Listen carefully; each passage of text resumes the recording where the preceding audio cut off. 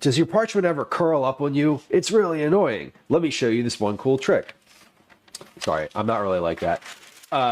Anyway, this is a little trick with parchment paper. Crumble it up.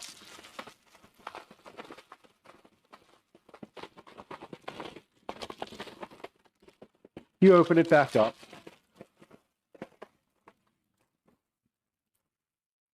Then you sit it on your tray. And then it doesn't curl. And you know what difference it makes to your food? None. You can even put it the other way.